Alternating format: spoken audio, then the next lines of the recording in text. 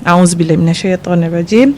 Rabbi shrah li sadri wa yassir li amri wahlul 'uqdatam min lisani yafqahu qawli. Alhamdulillah wassalatu wassalamu ala Rasulillah wa ala alihi wa sahbihi ajma'in. Amma ba'd. Assalamualaikum warahmatullahi wabarakatuh. Assalamualaikum warahmatullahi wabarakatuh. Ramadan datang lagi dan kali ni sekali lagi kita akan buat program podcast bersama panel-panel daripada ahli ikmal sendiri sempena Semarak Kasih Ramadan lah. Dan kali ni kalau tahun lepas kita banyak cerita pasal sejarah Semarak Kasih Ramadan, tahun ni kita akan fokus pada bulan Ramadan tu sendiri. Dan kali ni kita ada dua panel yang daripada SPM tahun 98. Masa dia jadi senior saya tak kenal lah. Tapi sekarang saya dah jadi anak murid diorang. Alhamdulillah. Dan kita ada dua orang ni. Salah seorangnya ialah Ustaz Yunus bin Zainal Abidin SPM 98, dan juga Ustaz Faris bin Zainal Abdullah. Nasib baik bukan Zainal Abidin dua-duanya Macam ingatkan adik-beradik tadi. Okey, kalau macam tu kita nak berkenalan sikit lah dengan panel kita hari ni. Ustaz Yunus dulu lah, kenalkan diri. Bismillahirrahmanirrahim. Assalamualaikum warahmatullahi wabarakatuh.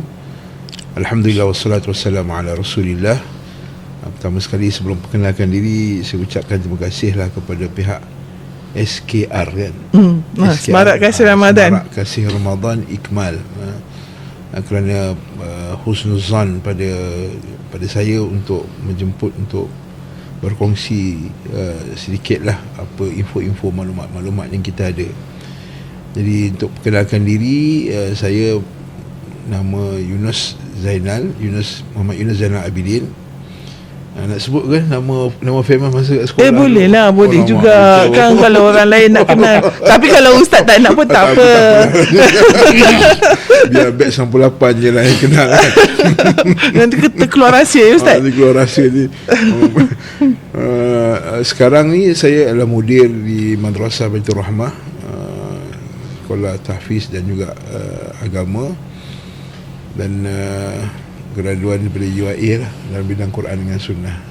Masya Allah. So, Ustaz daripada habis sekolah tahun 98, matrix dekat UIA, dan masuk dan terus degree dekat UIA lah. Ya, betul. Selepas tu ada lagi pergi mana-mana ke Ustaz?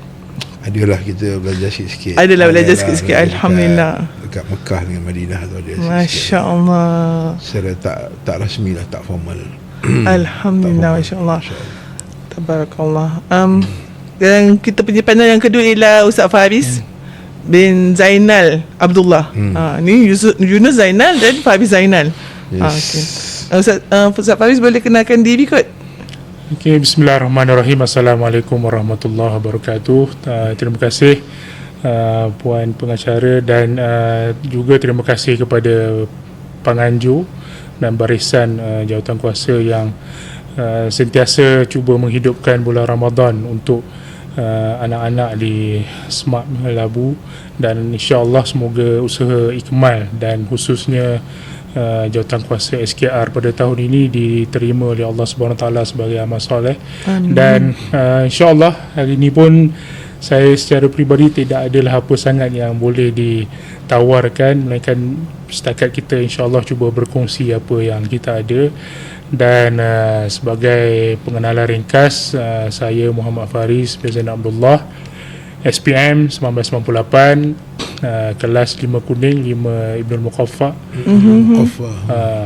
Kemudian masa tu alirannya nama dia agama vocational, AGVOC. Oh ya. Alirannya dinamakan sebagai AGVOC.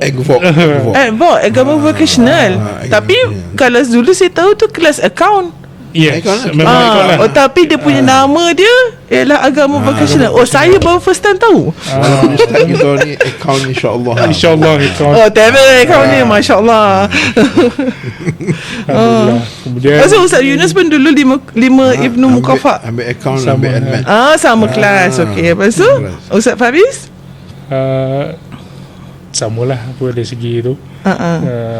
Kemudian sama dengan Ustaz Yunus, masuk UIA matrik di Petaling Jaya, kemudian undergraduate di Gombak, kursus Saya pengkhususan Usuluddin dan Perbandingan Agama. Oh, perbandingan. Masya-Allah. Kemudian kini berkhidmat sebagai Ketua Bahagian Sumber Manusia dan Pentadbiran lah di International Institute of Advanced Islamic Studies. Dia sebuah badan pemikir lah. Badan pemikir berkenaan isu-isu Muslim antarabangsa. Masya-Allah. Lebih kepada menyediakan laporan dan mengkaji, menganalisa apa-apa isu antarabangsa lah, untuk dimajukan ke kerajaan. Kita tanya soalan antarabangsa sikit kat dia. Alamak. Jangan tanya soalan lokal. Oh, kena tanya soalan yang macam very global lah. Globalisasi macam Ada tu. rekod dalam tu. Jadi selepas Smart Labu SPM 98, lepas tu Ustaz Faris pun sebenarnya UIA juga. UIA juga. UIA daripada matrik sampai ke habis degree. Sampai degree. Jadi sama lah dengan Ustaz Kami Yunus. sebilik daripada form 4 sampai habis universiti. Oh, kisahnya. Tengok dah sampai sekarang Bilik Bujai. Bujai Romi. daripada form 4 sampai habis universiti sekiranya 7 tahun lah. Lepas tu sekarang ni anak Ustaz Faris belajar kat sekolah saya. Tengok sampai sekarang, sampai ketua. Berapa tahun lah tu persahabatannya. Masya Allah. Masya Allah. Tabarakallah. Okay. Okay Ustaz, sebab kita dalam bulan puasa kan, jadi kita memang tak larilah daripada bila kita kata puasa tu, Allah kata dalam Quran, antaranya la'allakum tattaqun, untuk kita supaya kamu bertakwa. Jadi kalau kat sini kita nak jugalah ambil sedikit apa tu nama dia, isi-isi penting ataupun pengajaran-pengajaran, atau kenapa Allah ambil perkataan takwa tu dan Ramadan ni sekali harum. Mungkin saya boleh tanya dulu pada Ustaz Faris tak? Okey. Bismillahirrahmanirrahim. Terima kasih. Mungkin kita pada bulan Ramadan ni saya rasa memang sangat kerap lah, di mana-mana pun kita akan dengar para imam, para khatib, para pendakwah akan berbicara tentang takwa, berbicara tentang kaitan Ramadan dengan takwa. Dan apatah lagi kita sendiri secara lazimnya apabila kita membaca Al-Quran, sangat banyak ayat-ayat yang sebut pasal takwa.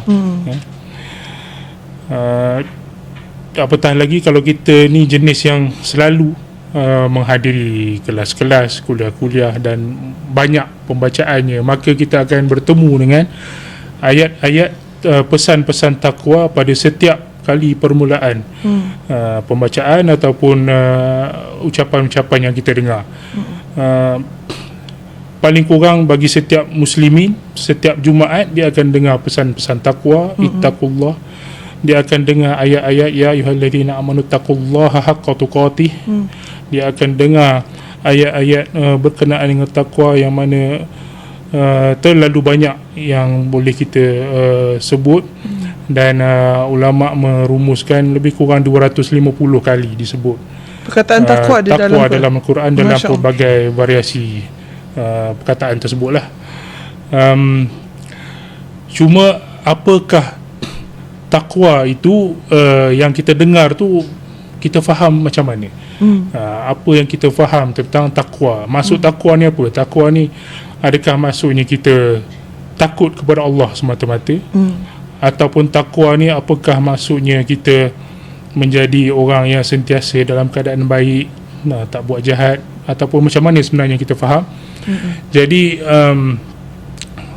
para sahabat radhiyallahu anhum, di antara mereka apabila mereka ditanya tentang takwa, ada yang memberikan pemisalan sebagaimana engkau jalan dalam keadaan jalan yang penuh dengan duri. Macam mana engkau berjalan dalam jalan yang penuh dengan duri, maka kita akan pasti menyingsingkan sedikit pakaian kita, dan kita akan berhati-hati dalam nak menapak di jalan tersebut. Betul. Jadi begitulah keadaan seorang yang dalam keadaan dia bertakwa, dia mengamalkan ketakwaan, dia akan sentiasa berhati-hati. Dan lagi diriwayatkan juga daripada para sahabat tentang bagaimana keadaan orang yang bertakwa tersebut. Juga disebutkan takwa kepada Allah itu disebutkan sebagai ayyuzkar fala yunsa, ayyushkar fala yukfar, wa yu'ta fala yu'sa. Yang mana keadaan seorang yang bertakwa kepada Allah itu, dia sentiasa mengingati Allah dan tidak akan melupakan Allah. Allah akan sentiasa disyukuri dan tidak akan dikufuri. Allah akan sentiasa ditaati dan tidak akan dimaksiati. Maka begitulah sifat seorang yang bertakwa itu yang diberikan ciri-cirinya oleh para sahabat. Kemudian kita lihat juga apabila macam mana kita nak faham betul-betul takwa ni maksudnya macam mana. Jadi ada pelbagai definisi lah yang diberikan oleh para ulama.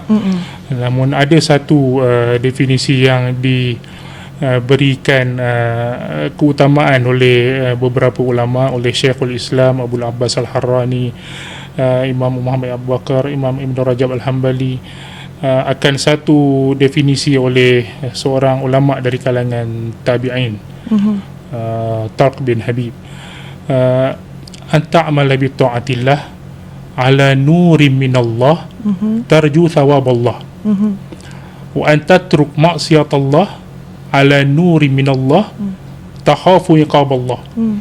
Yang mana engkau mengamalkan mengamalkan ketaatan kepada Allah Subhanahu Wa Taala ala nuri minallah, di atas cahaya petunjuk daripada Allah, tarju thawaballah, dalam keadaan kau mengharapkan ganjaran pahala daripada Allah. Kemudian wa anta truk maksiatallah, dan kau meninggalkan bermaksiat kepada Allah ala nuri minallah, di atas cahaya petunjuk daripada Allah, takhafu iqaballah, dalam keadaan kau takut akan azab-azab daripada Allah. Nur di situ maksudnya ilmu lah. Ilmu yang benar, ilmu yang berpandukan kepada wahyu Al-Quran dan sunnah Nabi sallallahu alaihi wasallam, di atas kefahaman para sahabat, para salaf, yang mana itulah yang menjadi ta'rifan yang kita katakan komprehensif lah. Komprehensif. Jadi yang tadi taat kepada Allah berdasarkan nur, berdasarkan ilmu yang daripada Allah dan Nabi, dengan mengharapkan ganjaran daripada Allah, dan juga meninggalkan maksiat, ala nuri minallah, di atas petunjuk Allah, kerana takut kerana Allah. Jadi mengharap dan takut juga kepada Allah dalam masa yang sama. Itu maksud takwa. Masya-Allah.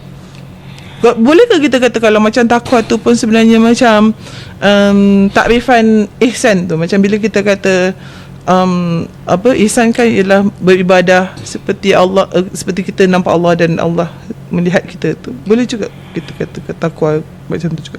Saya lebih kepada ihsan tu merupakan salah satu daripada hak-hak yang perlu dipenuhi oleh seseorang dalam keadaan dia beribadah. Takwa ni dia maksudnya lebih menyeluruh, yang mana seseorang itu takwa ni dia menyediakan satu benteng antara dia dengan azab kubur dan azab api neraka. Maksudnya dia menjaga diri sendirilah. Macam berhati-hati dalam yelah, kalau dia nak buat salah ataupun setiap perkara yang dia nak buat tu, dia kena berfikir sama ada ini ialah menyebabkan dia masuk syurga ataupun masuk neraka lah. Sama ada ini adalah seperti kemarahan. yang para sahabat jelaskan ciri-ciri tu. Kita berjalan dalam keadaan jalan yang penuh duri. Dan Syekh Abdul Razak Badar dia jelaskan duri ni ada duri syirik, ada duri bid'ah, ada duri maksiat. Jadi bukan satu jenis duri je. itulah duri-duri yang perlu dielak ketika kita nak menapak. Menuju keredaan Allah Subhanahu Wa Taala tu. So mengelak daripada duri-duri tersebut. Masya-Allah. So takwa ni pengertian dia bukanlah sekadar selalu kita kata takwa kepada Allah. Kita rasa macam kalau dalam bahasa Inggeris dia consciousness of Allah lah, tapi sebenarnya pengertian dia lebih mendalam lah daripada tu sebenarnya. Dia macam ada satu hadis aktsaru ma yudkhilun nas al-jannah taqwallah wa husnul khuluq. Perkara yang paling banyak memasukkan manusia ke dalam syurga, bertakwa kepada Allah dan akhlak yang mulia, akhlak yang baik. Akhlak mulia itu ditekankan para ulama mensyarahkan hadis tu. Sebab apa akhlak mulia tu disebut di situ? Walhal akhlak mulia tu termasuk dalam takwa Allah. Tapi akhlak mulia ini disebut kerana kadang-kadang ini mungkin juga kita boleh kaitkan dengan Ramadan. Kadang-kadang kita hanya berfikir takwa ini adalah perkara yang membabitkan hubungan kita dengan Allah. Kita solat, kita baca Al-Quran, kita berpuasa. Benda ni direct hubungan kita dengan Allah SWT. Ibadah khusus. Namun husnul khuluq, akhlak yang mulia ini juga sebenarnya part of takwa Allah yang mana disebut di situ sebab takut orang terlupa lah. Takut orang hanya menghususkan amalan berkait dengan hubungan dengan Allah, tapi melupakan amalan berkait dengan manusia, hak-hak manusia, hak-hak ibu bapa, hak-hak pasangan, hak anak-anak, jiran tetangga, semua sekali. Hak bos. Hak pekerja. Hak mudir juga kan. Jadi perlu dijaga, perlu dijaga. Yalah sebagai kalau pekerja kita pun kena yalah kalau bulan puasa kita sibuk nak contoh mudah lah, bulan puasa ni kita yes. Bagi dalam dunia pekerjaan, okay, bulan puasa ni kita ada cabaran-cabaran yang memang khusus pada bulan Ramadan.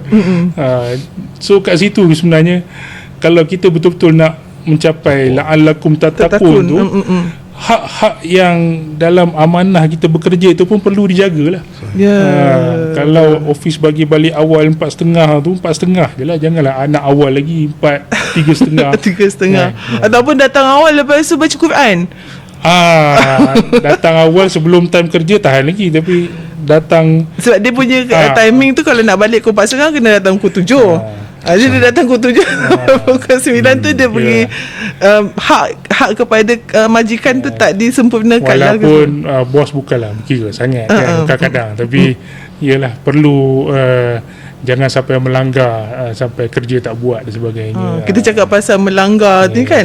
So sebenarnya bila Allah kata dia menahan diri daripada membuat sesuatu kejahatan, memaksiatkan. Jadi saya nak tanya Ustaz Yunus lah, kalau macam kenapa Allah ambil puasa atau yang menahan diri daripada makan dan minum tu, dan macam kaitan dia dengan sebagai jalan untuk membina takwa. Satu, kita kan tahan makan, tahan minum untuk jalan untuk membina takwa. Bismillah wassalatu wassalamu ala rasulillah.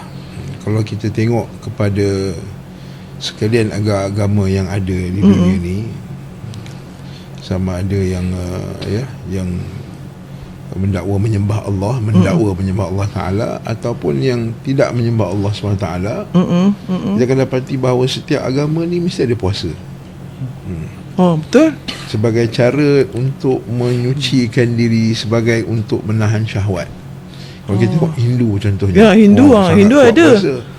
Cuma tapi dia boleh minum air. Cuma puasa sebab dari segi bahasa, puasa tu menahan diri. Jadi betul, apa saja perbuatan menahan diri namanya puasa. Kalau kita tak makan gula, kita puasa juga. Kita panggil puasa gula. Betul juga. Dan juga contohnya macam tak nak bercakap, puasa cakap. Jadi ini ada asal usulnya macam kisah Maryam. Kan bila dia mengandungkan Nabi Isa AS, kan Allah Ta'ala kata inni nazartu lirrahmani sawman falan ukallima al-yawma insiya. Inni nazartu, aku telah berjanji pada Tuhanku sauman, puasa. Berpuasa. Tapi puasa dia apa? Dia makan. Dia makan, dia bukan puasa tak makan. Sebab sebelum ayat sebelum tu Allah Ta'ala, malaikat Jibril suruh dia makan, Ya, kan? makan kurma. Fahuzi ilaika, makan kurma tu kan. Makan kurma. Jadi dia puasa apa? Dia puasa bercakap, inni nazartu, aku telah bernazar, berjanji pada Tuhanku sauman, berpuasa, falan aku tak akan ukallimal yawma insiya, akan bercakap pun Pada hari ini. pada hari ini dengan siapa-siapa pun. Jadi puasa tu menahan diri. Jadi kalau kita tengok sekalian agama, Hindu ke Buddha pun, mereka ada puasa, bentuk mereka masing-masing. Kenapa? Sebab puasa ni telah terbukti dia berjaya menghalang kita ni terlampau mengikutkan kehendak nafsu. Oh, menghalang daripada mengikut kehendak nafsu. Kalau kita agama-agama ni sebab kata apa? Keupayaan seseorang itu menjadi orang yang berjaya adalah apabila dia ada self-discipline dengan self-control. Ini kalau kita baca psikologi, semua akan sebut sana self-control, psikologi. Kenapa budak-budak sekarang tak boleh self-control? Sebab apa? Sebab dia main game. Bila main game, dia akan dapat instant gratification. Mungkin psikologi. Saya main minor psikologi kan, belagak sikit lah kan. Kena minus psikologi. Kena psikologi kan. Ya, jadi dari kanak-kanak dia instant gratification, dia nak benda segera. Lepas tu kita tengok main game level 1 senang, level 2 senang. Tapi bila buat benda-benda yang jaraknya lama, hafal Quran kan lama, nak duduk belajar lama, jadi mereka dah tak berminat lah macam tu. Jadi macam mana cara dia? Iaitu dengan melatih diri untuk ada keupayaan menahan diri daripada ikut kehendak nafsu. Cumanya agama lain tu ialah faktor dia ialah kerana faktor keduniaan ataupun faktor Tuhan yang palsu ataupun yang lain-lain.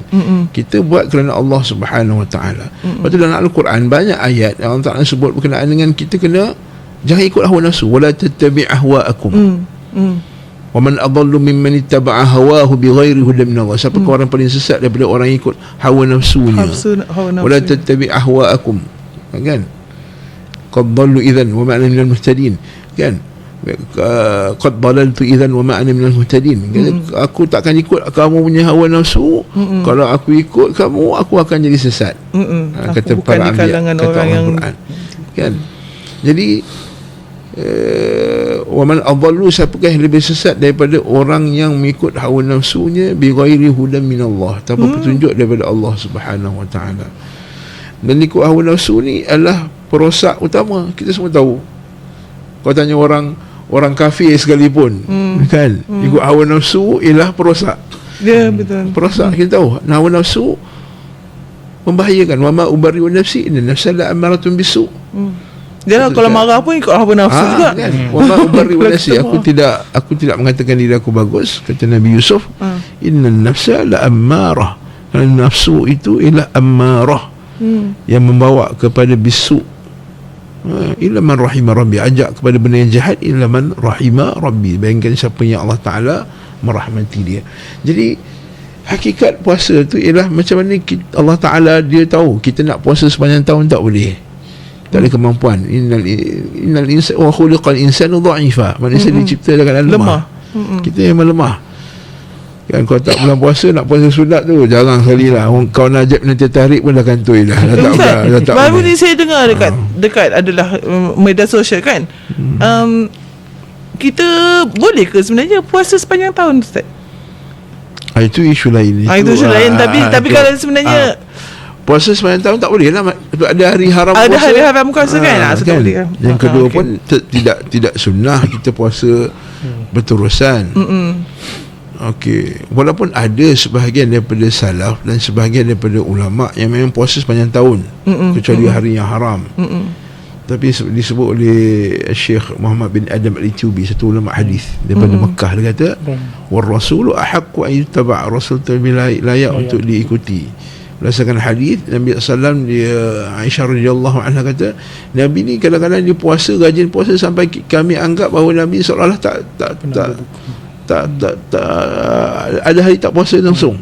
Jadi semua puasa je. Tapi kadang-kadang Nabi berbuka, selalu berbuka, maksudnya tak puasa, sampai Nabi tak puasa sunat ke? Kan? Masa dia nak puasa, dia puasa lah. Maksudnya ada hari yang kita Nabi tak puasa, ada hari yang Nabi puasa sunat.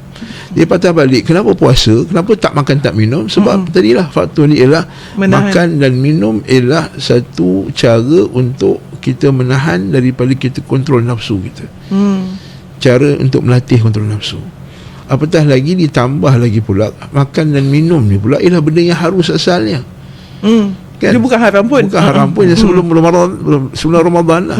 Jadi sebelum Ramadan kita dilatih untuk jangan buat benda yang haram. Tapi dalam bulan Ramadan kita dilatih pula untuk tinggalkan benda yang harus halal, asalnya.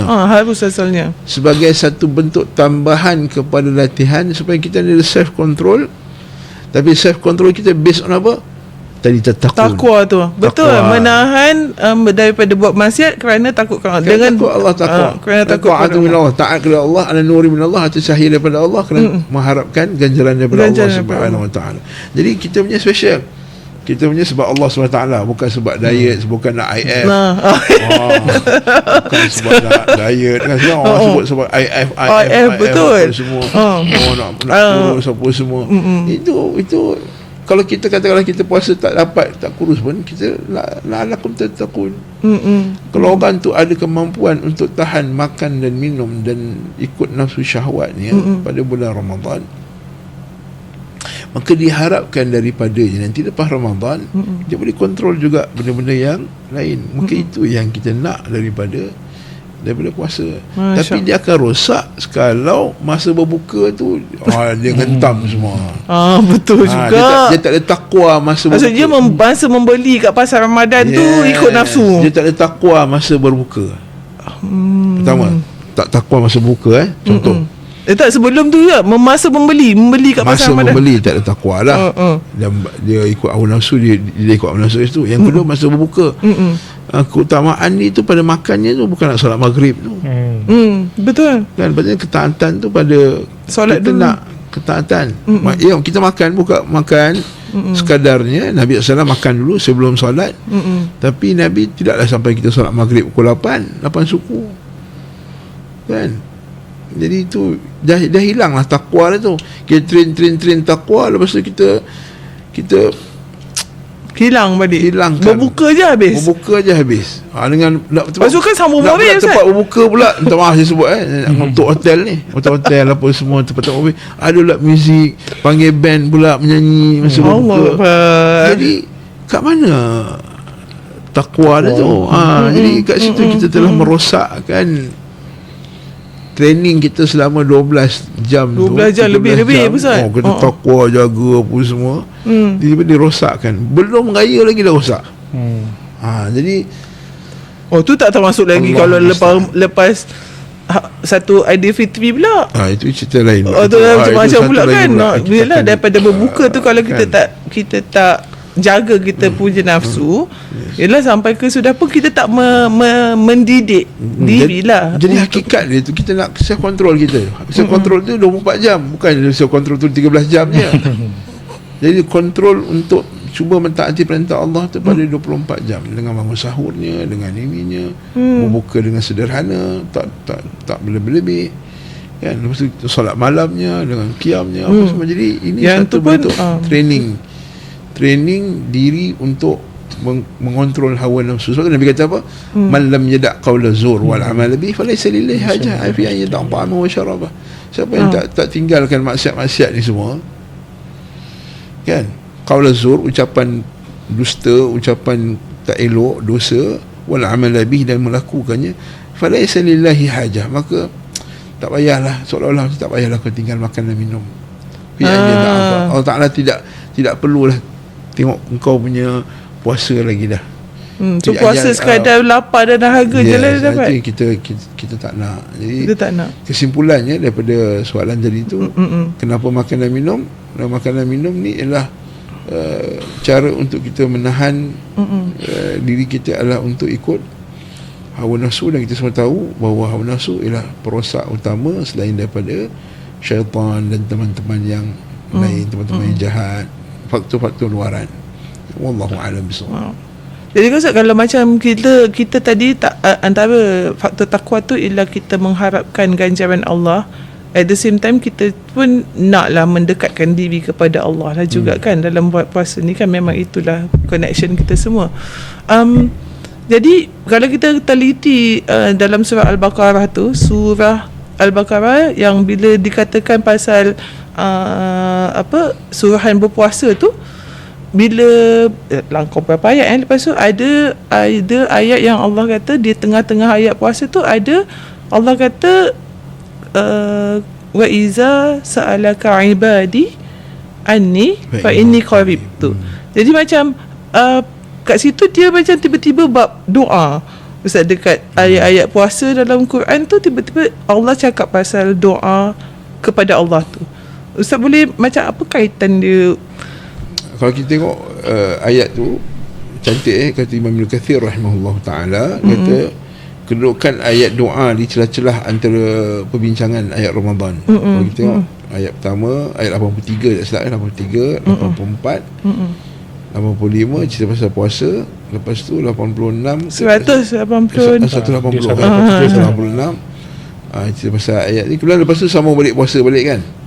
Kan uhilalakum kan rafata ila nisaikum. Kemudian secelah tu maka ada banyak faedah kat situ. Pertama sekali menunjukkan bahawa bulan Ramadan ialah bulan waktu berpuasa tu doa. Kita semua tahu bahawa doa orang berpuasa ni tak ditolak kan. Masa kita tengah puasa ni kita banyakkan berdoa. Dan waktu doa mustajabnya orang berpuasa ni sebenarnya sepanjang hari dia puasa tu doa ni mustajab. Masya-Allah. Ini disebut oleh Syekh Sulaiman Ar-Ruhaili, satu guru di Masjid Nabawi tu.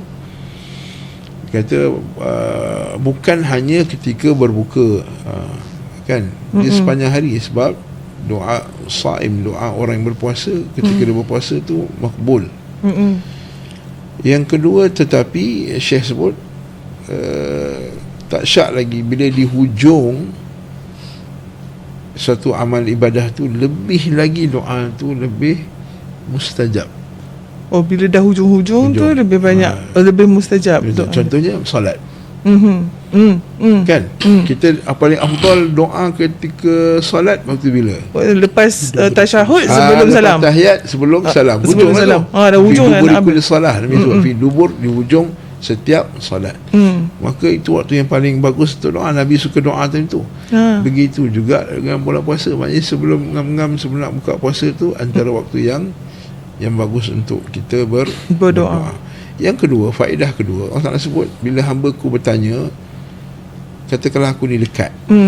Nak menunjukkan bahawa wahai orang yang berpuasa, Allah Ta'ala dekat dengan kamu. Jadi tak apa, kamu lemah-lemah pun tak apa, Allah Ta'ala lebih dekat. Masya Allah. Harganya lebih mahal. Harganya mahal. Allah Ta'ala dekat dengan kamu. Allah Ta'ala, dan kedekatan Allah Subhanahu Wa Ta'ala ini, dia ada dua jenis kedekatan. Satu kedekatan yang umum, satu kedekatan yang khusus.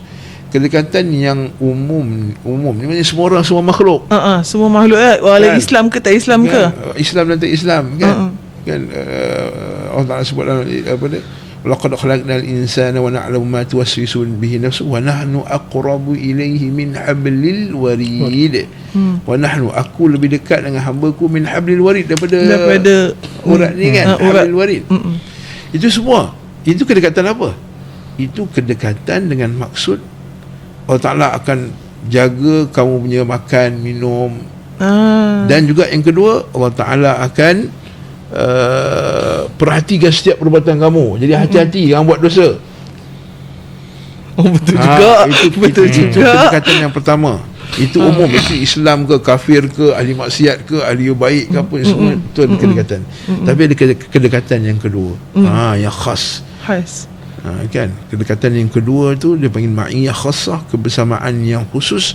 Maksud dia ialah at-ta'yid wan nasr wal hidayah. At-ta'yid, sokongan, wan nasr, pertolongan, wal hidayah, petunjuk. Tiga, kedekatan tiga ini yang kita nak. Kekuatan Allah Ta'ala bagi. Pada kita tengok orang tua, dah sangat tua tapi boleh puasa sunat lagi banyak daripada kita yang badan macam ni. Yang solat tarawih 20 rakaat. Tarawih banyak. Oh, tua amat. Yang ni sebab Allah Ta'ala qarib dengan dia. Dan Allah Ta'ala bantu dia. Kebesaran itu dibantu dia dengan 3 benda. Dalam keadaan Allah Ta'ala itu di atas arasnya, terpisah daripada makhluknya, tapi dia dekat dengan ilmunya dan penglihatannya dan pemerhatiannya kepada kita semua. Sebab tu ayat tu sebenarnya dari cerita bahawa sahabat tanya, ya Rasulullah, dia kata Allahu aqaribun hu fanunajihi au ba'idun fanunadih. Ya Allah, adakah Allah Ta'ala tu, ya Rasulullah, adakah Allah Ta'ala tu jauh sampai kita seru dia, ya Allah, ya Allah, ya Allah, nak kena kuat-kuat au qaribun, ataupun qaribun hu fanunajih, ataupun aqaribun hu fanunajih, ataupun dia dekat lalu kita bermunajat. Lalu Allah Ta'ala jawab, ya salani fa ini qarib. Jadi munajat.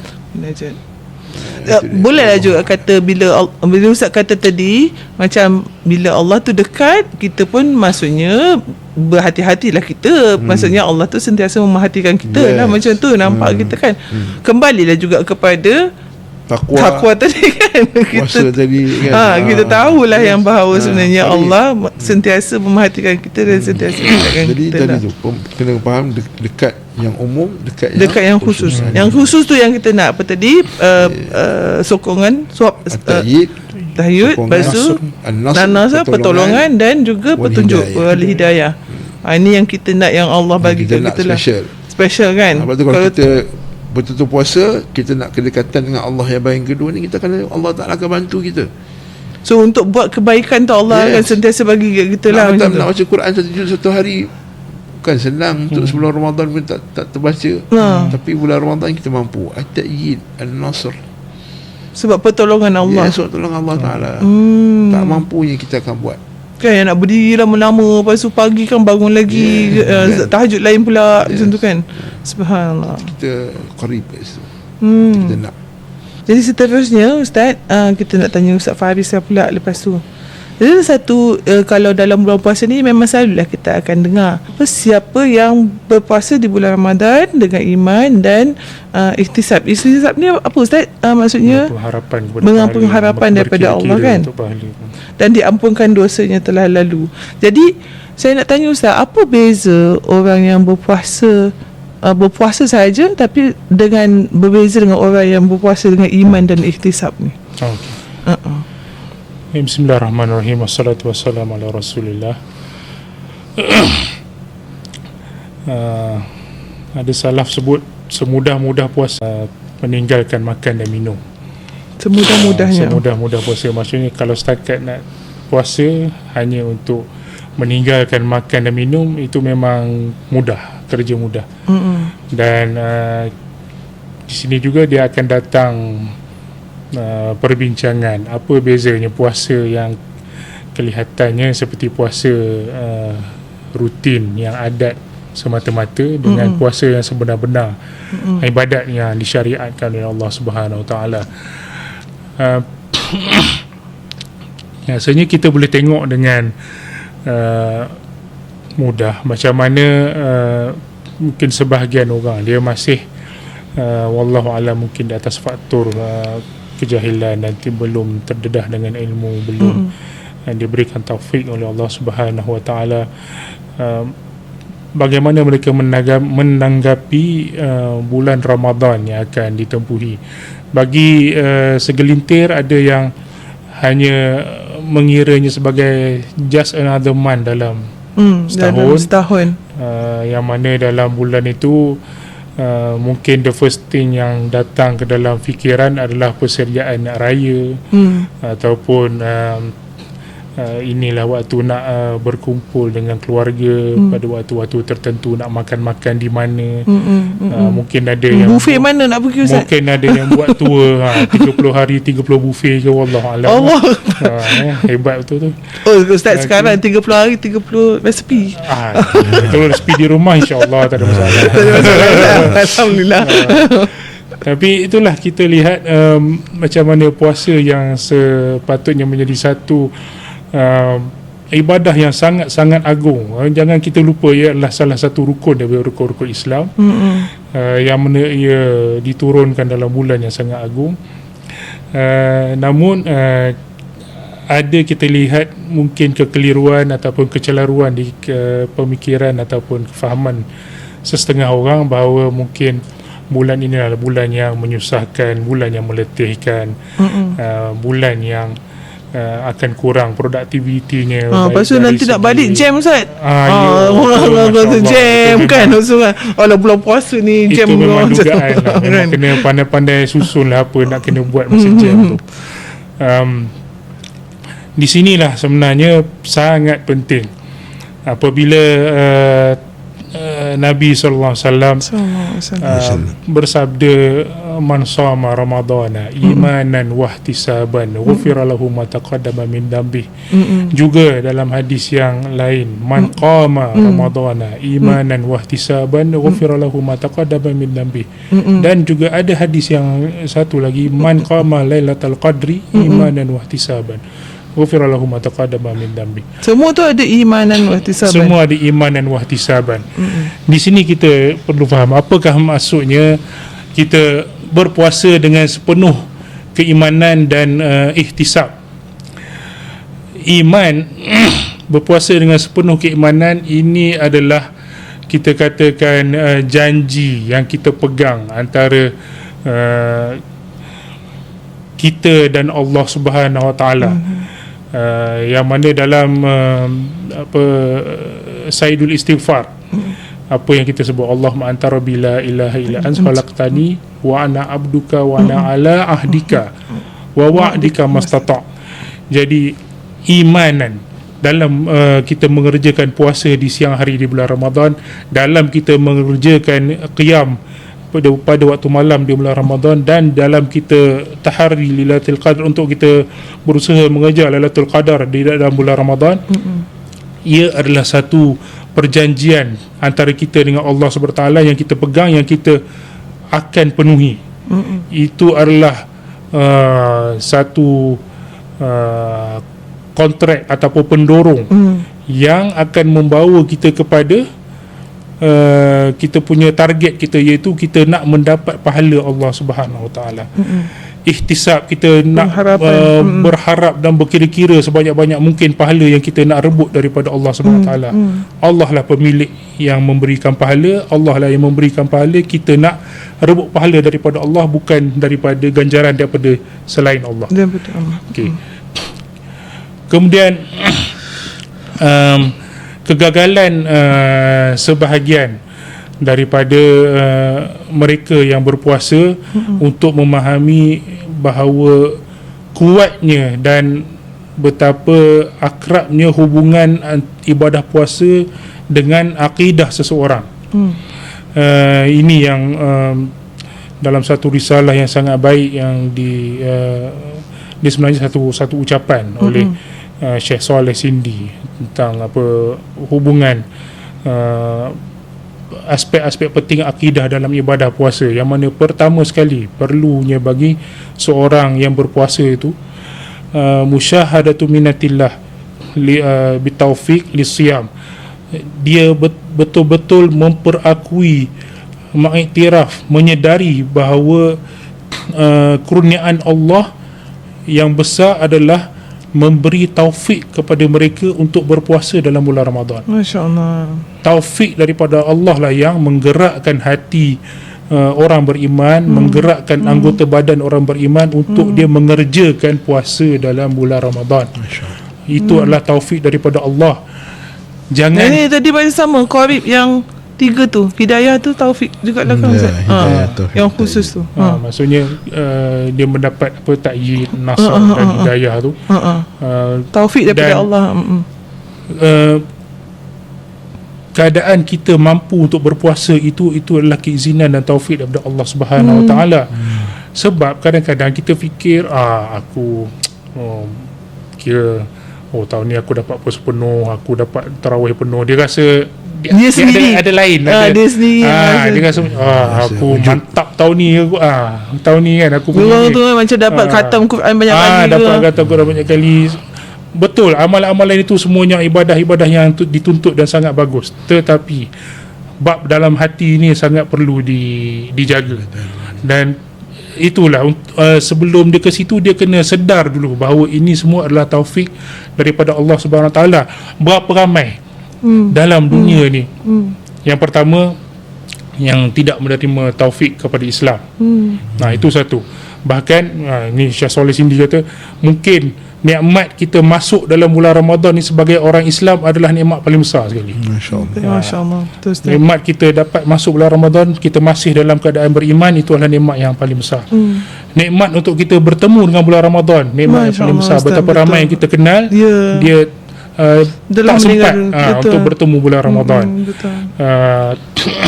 Nikmat kita dapat mengerjakan puasa dalam bulan Ramadan dengan mudah. Allah mensyariatkan kepada kita puasa yang sebenarnya boleh dikerjakan dengan mudah. Bahkan kalau ada apa-apa keadaan, diberi pula keringanan, keringanan untuk kita tidak berpuasa dan sebagainya. Dan taufik Allah juga yang memberikan kita kesihatan, yang mana kita tahu ada orang yang sakit tak mampu untuk berpuasa. Dan juga taufik yang besar juga adalah ilmu dalam mengerjakan puasa tersebut. Ilmu dalam mengerjakan puasa dalam bulan Ramadan. Inilah kadang-kadang perkara-perkara yang kita sendiri terlupa, kita sendiri tidak sedar bahawa betapa penting untuk kita mengiktiraf, mengakui, menyedari bahawa kesemua ini adalah taufik daripada Allah SWT, bimbingan daripada Allah SWT untuk kita menuju mencapai redha Allah SWT. Jangan kita fikir macam kita buat favor pula kepada Allah. Dia tak perlukan, Allah Maha Kaya, Allah tidak perlukan apa pun daripada kita. Tapi berbezalah Ustaz, kalau orang yang tidak, yang imannya tak sama, iman dia, kepahaman dia tidak sama, berpuasa dia tak sama dah macam yang kita kata ni definitely, tadi. Definitely. Kita katakan bahkan itulah tingkatan kualiti ibadah seseorang tu, dia akan lebih tinggi berkadaran dengan tingkatan iman seseorang. Dan iman itu ditandai awal sekali dengan ilmu dia terhadap perkara tersebut. Sebab itulah para sahabat punya level of ibadah kita tak akan dapat capai that level, sebab kualiti iman mereka telah terbukti, mereka dipuji oleh Allah Subhanahu Wa Taala. Yang penting kita jangan bagi mereka yang berpuasa, kita umat Islam, jangan fikir inilah satu macam sekadar melepaskan hutang kita dengan Allah, ataupun kita na'udzubillah fikir pula kita ada buat favor towards Allah SWT. Allah tidak perlukan apa-apa daripada kita. Yamunnuna 'alaika an aslamu qul la tamunnu alayya islamakum balillahi yamunnu 'alaikum an hadakum lil iman in kuntum shadiqin. Mereka mengira mereka telah berbuat satu budi kepada kamu dengan mereka jadi Islam. Katakanlah wahai Muhammad, jangan kamu merasakan kamu memberi budi tersebut, bahkan Allah lah yang telah yamunnu alaikum an hadakum lil Islam. Allah lah yang telah memberi hidayah kepada kamu kepada Islam. Betul. Sekiranya kamu benar-benar orang yang jujur, yang benar. Jadi kesemua ini adalah nikmat daripada Allah Subhanahu Wa Taala. Dan apatah lagi, itu baru satu perkara lah yang untuk kita menyedari bahawa puasa ini adalah taufik daripada Allah SWT kepada kita untuk mengerjakannya. Kemudian diikuti juga seseorang tu mestilah dia mengagungkan apa yang dia agungkan oleh Allah SWT. Allah SWT mengagungkan bulan Ramadan ini dengan mewajibkan puasa padanya, dengan menurunkan Al-Quran padanya. Bahkan kitab-kitab terdahulu pun diturunkan dalam bulan Ramadan. Maka ia adalah bulan sangat diagungkan, dan kita masuk ke dalam bulan Ramadan dengan menyedari keagungan-keagungan ini. Jadi kita akan lebih memberi perhatian puasa itu sebagai ibadah dan bukan sebagai satu adat kebiasaan rutin tahunan yang kita buat hanya untuk menunggu hari raya Aidilfitri. Yang mana macam kita sebut, kita dah kongsi tadi, banyak pula perkara-perkara yang mungkin menggugat ketakwaan seseorang menjelang Aidilfitri. Al-Imam Ibn Qayyim dia meletakkan dalam kita menjalankan ketaatan ni ada 6 hak Allah perlu dipenuhi dalam kita menjalankan apa jua amalan ketaatan. Yang pertama ikhlas. Yang pertama ikhlas. Yang kedua an-nasihatu lillahi fih, yang mana kita berbuat sungguh-sungguh sebaik mungkin ketulusan kita berbuat ibadah tersebut kepada Allah SWT. Yang ketiga mutaba'atul rasul fih, kita mengikut sunnah-sunnah Nabi SAW dalam mengerjakan amalan tersebut. Yang keempat musyahadatu majhadil ihsan, kita ihsan. Anta'budallah ka'annaka tarahu fa illam takun tarahu fa innahu yarak.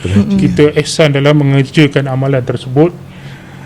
Dan kemudian yang kelima, kita bersaksi bahawa itu semua adalah nikmat kurniaan taufik daripada Allah SWT. Dan yang keenam, ini penting, kita musyahadatu taksir fihi, kita juga memperakui adanya kekurangan-kekurangan dalam kita beribadah. Ini perlu di-apply bagi setiap ibadah yang kita buat. Setiap ibadah yang kita buat, kita perlu perakui dia mesti ada kekurangan-kekurangan yang perlu ditampung dan perlu kita mohon keampunan Allah padanya, perlu kita mohon taufik Allah untuk kita cover balik. Itu yang lepas, kalau lepas solat kita astaghfirullah dulu. Yes, sebab tu di hujung-hujung solat tu kita istighfar, dan bahkan kita di penghujung malam bila kita bangun sahur, kita istighfar. Jadi begitulah amalan seorang Muslim itu untuk membezakan bahawa apa yang dia lakukan bukan semata-mata adat, tapi ia adalah sebenar-benar ibadat menuju Allah Subhanahu Wa Taala. So pengharapan kepada Allah tu maksudnya bila kita tahu yang kita berpuasa dan segala amalan kita tu ialah ada sebenarnya taufik daripada Allah, dan kita mengharapkan Allah mengganjarkan pahala kepada kita lah kan Ustaz. Jika kita cakap pasal mengharapkan ganjaran tadi tu, termasuklah juga dalam definisi takwa tadi kan, yang kata kita berbuat kebajikan, berbuat kebaikan dengan ilmu Allah, dengan cahaya Allah, dan demi mengharapkan kebaikan-kebaikan. Jadi balik kat situ. Jadi dekat dalam bulan puasa ni, bila takwa tu dia akan menjadikan kita lebih banyak buat kebajikan lah.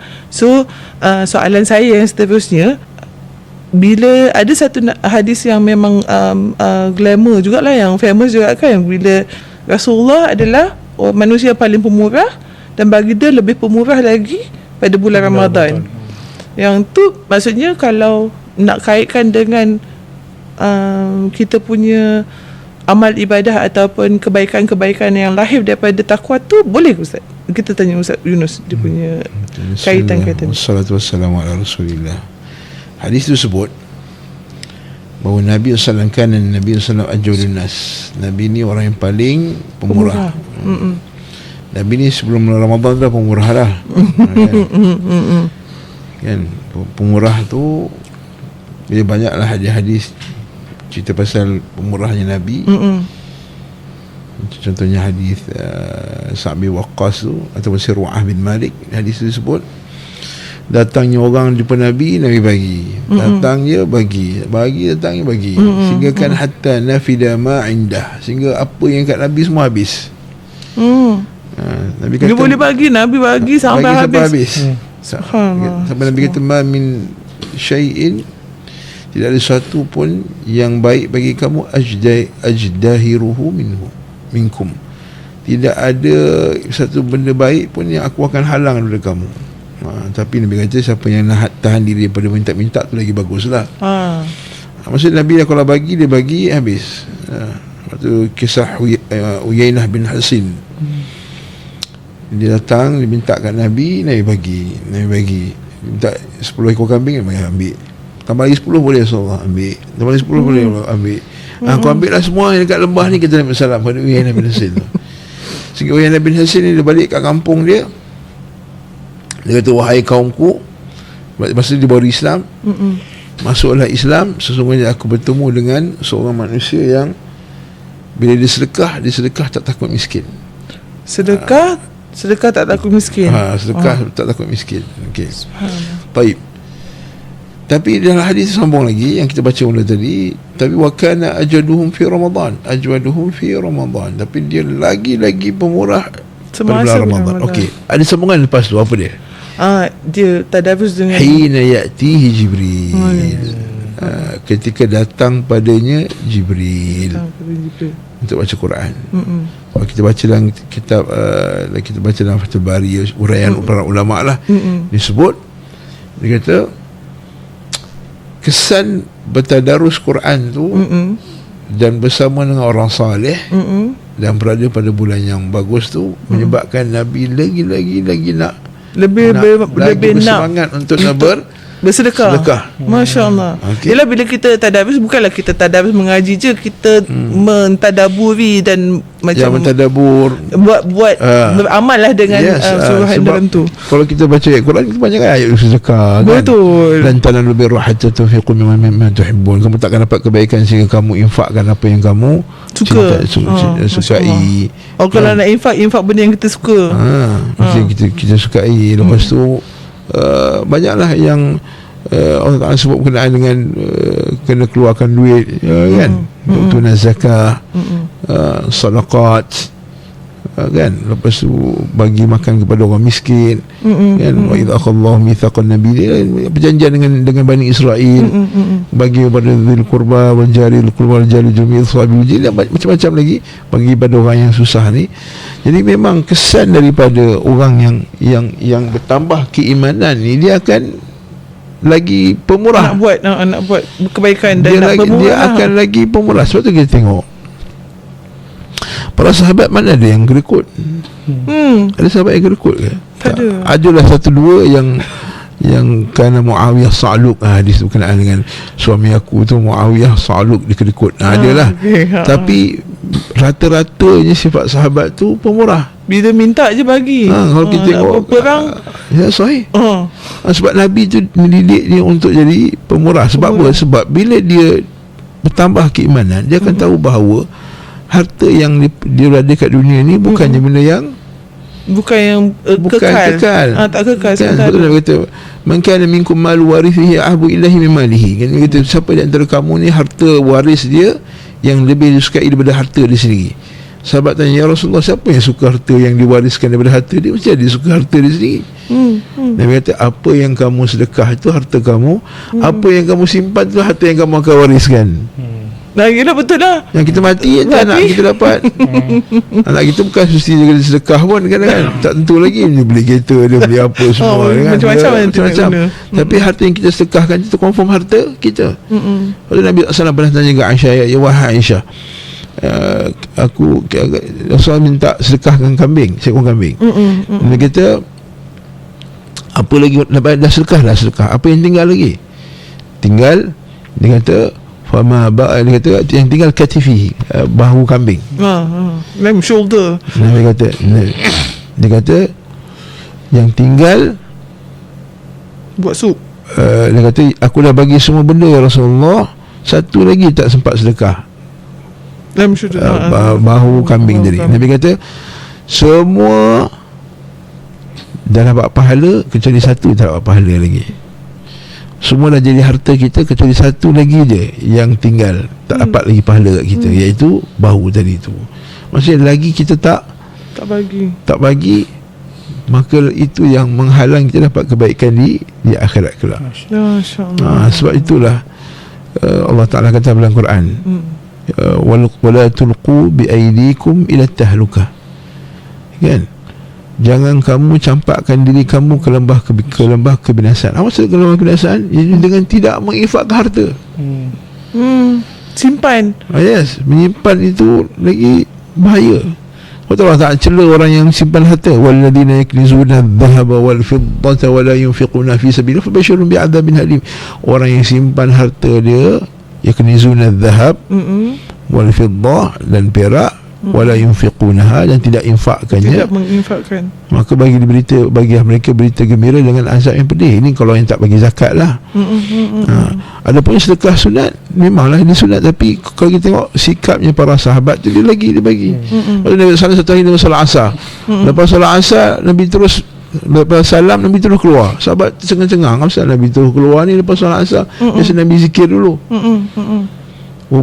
Kemudian Nabi datang balik ke masjid. Nabi kata, aku tahu kamu semua mesti tercengang kan tengok aku keluar cepat-cepat.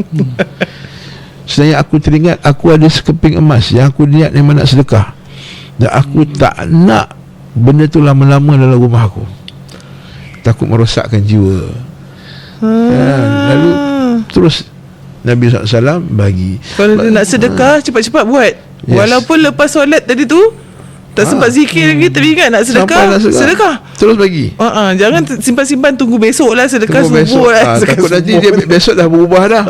Kita nampak baju cantik kan, nampak jubah cantik pula, abaya cantik, nak tukar pula kan. Masya-Allah. Barakallahu fiik. Itu memang sikap manusia. Sebab itulah benda ni terzahir pada Nabi SAW, terutama lebih-lebih pada bulan Ramadan. Ketika bila kita rasa lagi dekat dengan Allah Ta'ala, kita lagi rasa aku tak nak lah benda semua, ambil lah. Sebab daripada takwa tu tadi, kita tahu takwa ni aku akhirat nak bagi, keimanan kita bertambah kepada hari akhirat. Bila kita belajar lagi hadis-hadis berkenaan dengan, dan benda tu dimanifestasikan oleh sahabat yang, sebab tu kita sahabat-sahabat yang dekat-dekat dengan Rasulullah. Aisyah radhiyallahu anha hari ni dapat 50,000 daripada Muawiyah, masa Muawiyah khalifah. Besok habis, bukan habis shopping, bagi ke orang.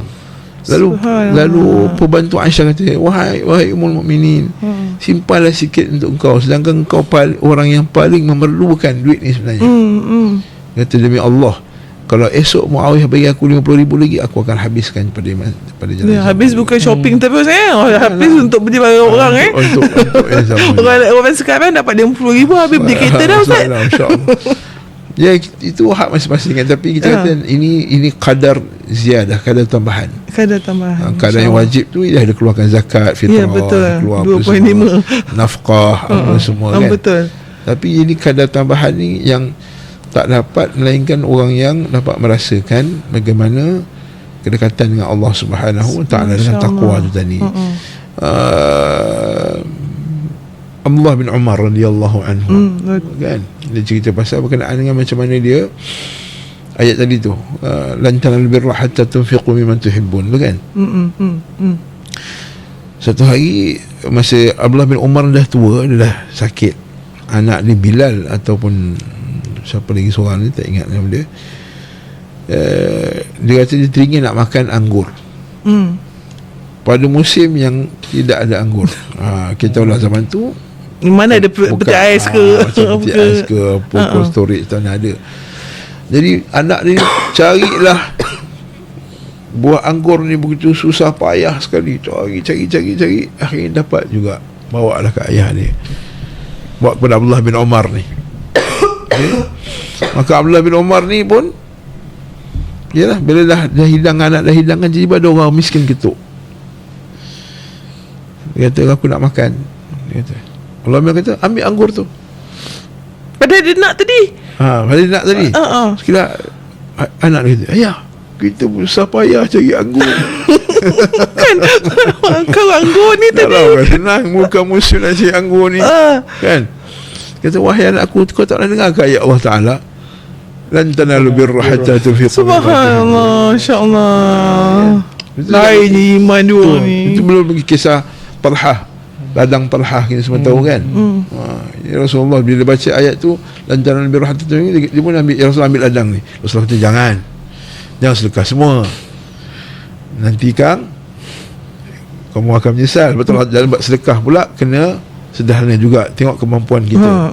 Kan, alladzina idza anfaqu lam yusrifu wa lam yaqturu. Bila sedekah dia tak habis semua dan tak juga kedekut sangat. Wala taj'al yadaka maghlulatan ila unuqik. Yang jadikan tangan kamu tu terikat di leher kamu. Wala tamsutha kullal bas. Jangan terbuka sangat pula. Fataqula manuman mahsura. Maka menyesal nanti. Bukan Nabi kata tak apa. Kau simpan. Apa yang kau nak sedekah ni, Nabi kata beruntunglah. Dzalika malur rabih. Itu harta yang untung. Tapi apa kata Nabi SAW? Tapi kau sedekahkan bagi ke adik-beradik dulu. Baiklah Rasulullah, aku akan bagi dekat adik-beradik. Sebab sebaik-baik sedekah pada adik-beradik dulu. Jadi poin inilah kita nak patah balik pada hadis tadi, bahawa apa kaitannya bila Ramadan jadi makin pemurah ya? Sebab bila dia makan Ramadan, dia baca Quran. Bila baca Quran, dia makin rasa dekat dengan Allah SWT. Dan bila dekat dengan orang soleh pula, makin bertambah keimanan. Bila bertambah keimanan, maka akan bertambah lagi keinginan dia untuk mengeluarkan harta ni jannah Allah Ta'ala. Sebab mengeluarkan harta jannah Allah Ta'ala itu adalah bukti keimanan. Lepas Nabi kata apa? Was-sadaqatu burhan. Was-sabru diya. Was-salatu nur. Was-sadaqatu burhan. Was-sabru diya. Al-Quran hujjatun laka wa alaik. Salat itu cahaya. Sedekah itu burhan, bukti. Was-sabru diya. Tiga ni cahaya. Salat itu nur. Salat cahaya. Sedekah burhan. Burhan pun cahaya juga. Was-sabru diya, sabar pun cahaya juga. Tapi satu nur, yang kedua burhan, yang ketiga diya. Dia nur, tak pakai perkataan yang sama. Tapi ada beza detail. Nur cahaya lembut. Melembutkan hati. Itu salat, itu salat tenang. Sedekah burhan. Burhan ni cahaya panas. Sebab apa, bila sedekah kita ya ada something kita nak keluarkan daripada nak keluar zakat. Kau macam fikir makin banyak duit ke? Lagi besar dia punya 2.5 kan. Kalau 100,000, 2.5 dia 2,500. Wih, banyak tu 1,500 tu nak keluar tu kan. Boleh beli macam-macam kan, macam 1,500 tu. Was-sabru was-sadaqatu burhan. Itu burha, kata para ulama, burha cahaya panas. Tapi lagi panas lagi, was-sabru diya. Sabar tu cahaya yang paling panas sekali. Biak ni cahaya macam ni, macam memancar, terik, memancar, panas, macam cahaya matahari kita kan terik tu. Itu biak. Jadi sedekah ni tengah-tengah. Dan dikatakan juga burhan juga, maksudnya adalah bukti keimanan kita kepada Allah Subhanahu wa Ta'ala. Bukti sebagai bukti iman. Ambil. Dan aku tidak menyandarkan hatiku pada kekayaan ini, pada hartaku ini, melainkan hanya kepada Allah Subhanahu wa Ta'ala. Masya-Allah. Barakallahu fik. Naam. Masya-Allah. Jadi daripada takwa tu tadi, lagi kita membaca Quran, lagi kita bertambah iman, lagi kita bertakwa, lagi senang kita untuk menghulurkan sedekah, membuat kebaikan macam tu daripada hadis tu. Tapi dalam bulan puasa ada juga hadis yang kata macam tu, sesiapa yang memberi makan orang berpuasa untuk berbuka, baginya pahala seperti orang itu tanpa berkurang sedikit pun. Kenapa memberi makan ni sangat ditekankan masa kat dalam Ramadan ni, Ustaz Faris? Bismillahirrahmanirrahim. Wassalatu wassalamu ala Rasulillah. Memang di antara amalan yang sangat digalakkan ketika bulan Ramadan khususnya. Bahkan ada juga ulama yang menggariskan bahawa untuk bulan Ramadan ini amalan yang ada fokus yang khusus ataupun lebih istimewa berbanding di bulan-bulan lain adalah qiraatul Quran dan it'amut ta'am. Okey, qiraatul Quran dan memberi orang makan, memberi orang makan. Dan sememangnya it'amut ta'am ni adalah perkara yang sangat-sangat dianjurkan oleh Nabi SAW tanpa mengira waktu. Namun apatah lagi dalam bulan Ramadan, seperti hadis yang tadi dah dikongsikan tadi bahawa orang yang memberi makan orang berpuasa itu untuk berbuka tu dia akan mendapat pahala seperti mana orang yang berpuasa, menggambarkan tingginya darjat amalan memberi makan orang, memberi makan kepada orang yang berpuasa, ataupun secara umum kita memberi makan kepada orang. Dan apakah kelebihan yang ditunjukkan oleh wahyu, oleh Al-Quran dan Sunnah berkenaan dengan memberi makan ni?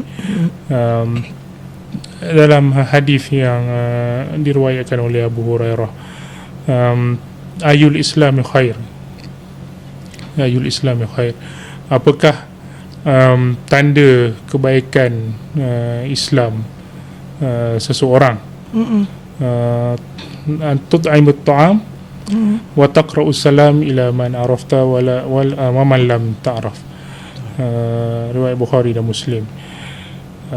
Di antara tanda kebaikan Islam bagi seseorang adalah memberi orang makan dan memberikan salam kepada siapa jua yang dia kenal dan dia tidak kenal. Jadi ini adalah memberi orang makan, it'amut ta'am itu sendiri adalah amalan yang menjadi satu gambaran bahawa dia ni seorang Muslim yang baik, dia ini seorang yang mengamalkan keislaman, seorang yang orang kata menzahirkan ciri-ciri Islam pada diri dia, dengan dia menjadi seorang yang pemurah dan memberi orang lain makan. Yang kedua, keutamaan memberi orang lain makan ini juga menjadi sebab seseorang itu untuk masuk ke dalam syurga dengan sejahtera, dengan selamat. Dalam hadis yang juga masyhur, afshus salam wa ta'imut ta'am wasulul arham wassallu bil lail wan nasu niyam tadkhulul jannah bisalam. Sebarkanlah salam, dan berilah orang makan, dan sambungkanlah silaturahim, dan solatlah pada waktu malam ketika orang tidur, dan kamu masuklah ke dalam syurga dengan selamat. Dengan 4 perkara itu. Yang mana kita tengok macam mudah je bagi orang makan ni kan, macam apa susah, apa special sangat, tapi begitulah. Bahawa kalau dia ingat, dia ingat bahawa makanan yang dia peroleh itu pun, rezeki yang dia peroleh itu pun datang daripada Yang Maha memberi rezeki, Yang Maha memberi Al-Wahhab Ar-Razzaq, maka pasti dia akan lebih-lebih lagi berusaha untuk menyampaikan balik apa rezeki yang dia peroleh itu kepada orang lain pula untuk orang makan. Itulah orang yang kita panggil bijaksana lah. Benda itu bukannya datang daripada semata-mata kudrat kamu sendiri.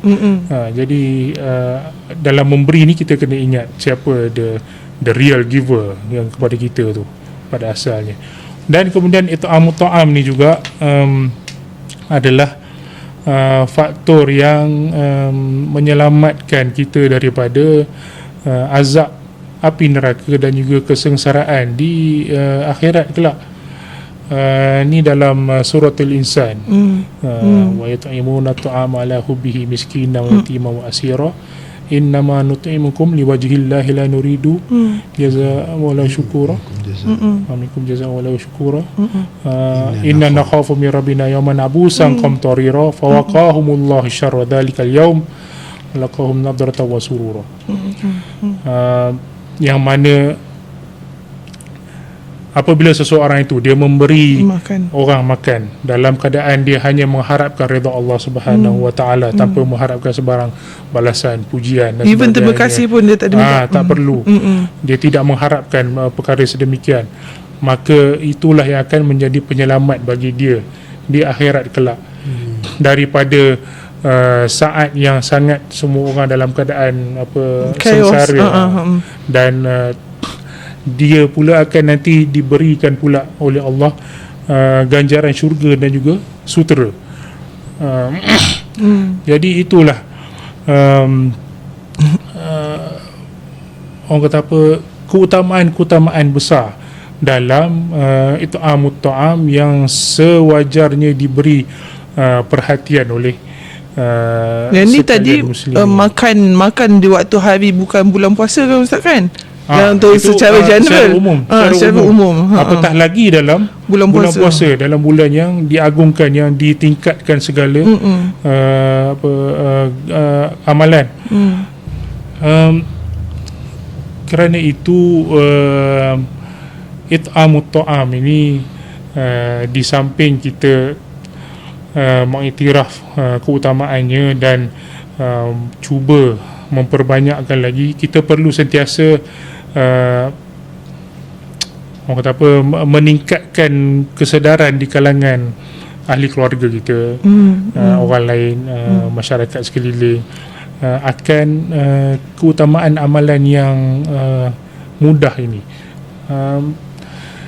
Saya rasa mungkin wallahualam, mungkin di kawasan kita ni, di negara kita, mungkin masyarakat kita dia nampak kalau it'amut ta'am ni mungkin dalam bentuk buat kenduri kan, bagi makan yang mungkin agak lebih besar, dalam bentuk yang lebih grand, ataupun maksudnya dia perlukan macam satu majlis lah macam tu, ataupun paling-paling ni pun mungkin nak kena buat di masjid lepas ada apa-apa kan. Namun sebenarnya benda ni boleh dibuat dalam bentuk yang paling mudah.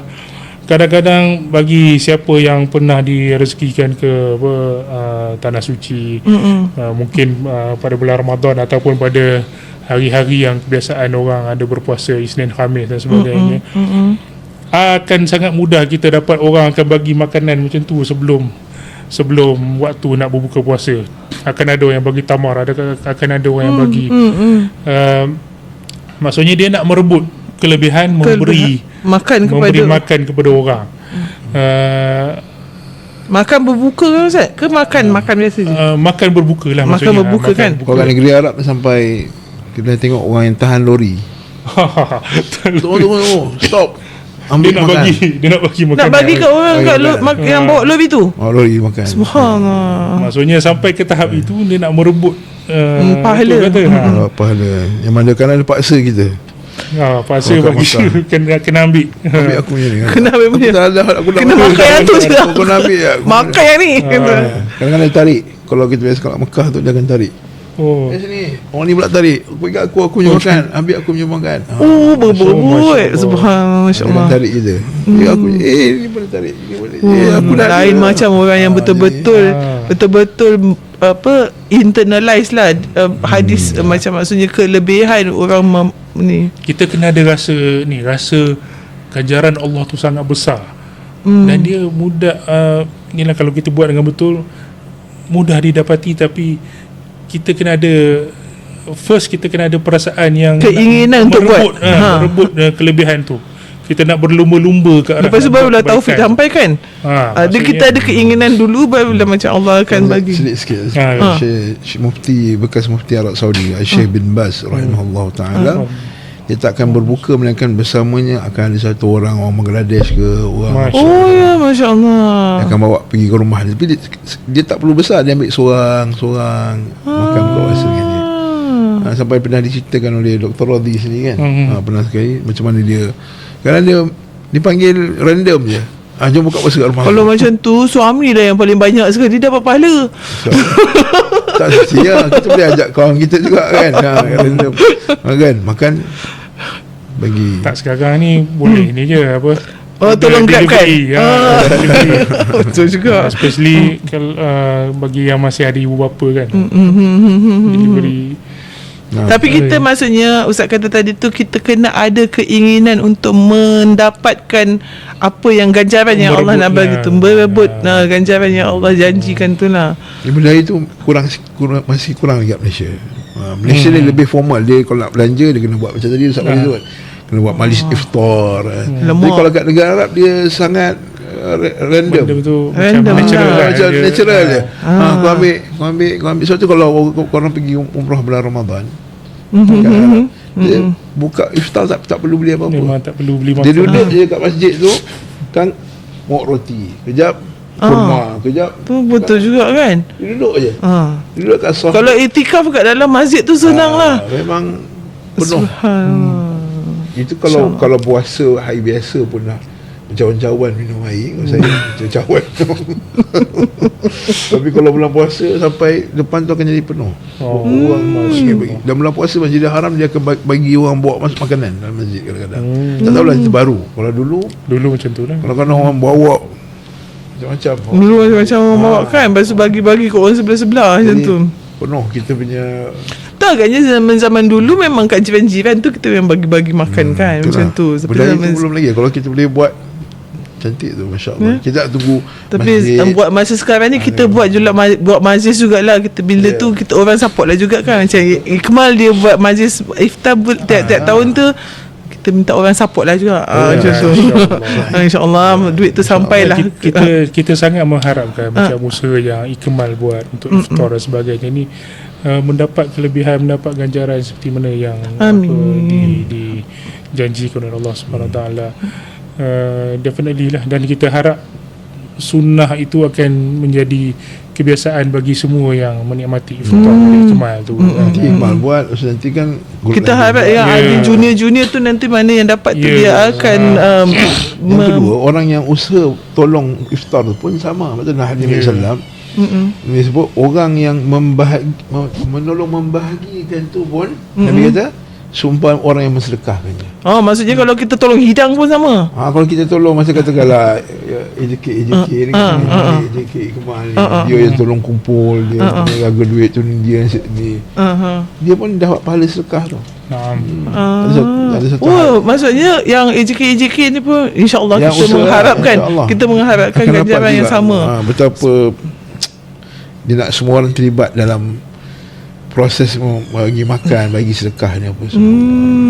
Jadi jangan kita hanya masukkan duit je, kita pun join sekali pun untuk tolong, sama juga akan dapat ganjaran macam orang yang sedekah. Sebab ada hadis dhaif, tapi hadis dhaif lah, tapi khadilat dia sahih. Nabi sebut apa tu? Nabi kata ar-rami wan nabil fil ajri sawa. Nabi kata orang yang memanah dengan tukang yang tokok tajamkan anak panah, Tolong tajamkan anak panah tu. anak panah tu, kan, dan orang yang hulurkan anak panah tu, Dapat sama, semua sama. tiga-tiga sama. Oh yelah Ustaz, kalau yang macam hadis pasal riba tu pun sama juga. Orang yang tolong buat perjanjian, tulis perjanjian tu pun dapat juga.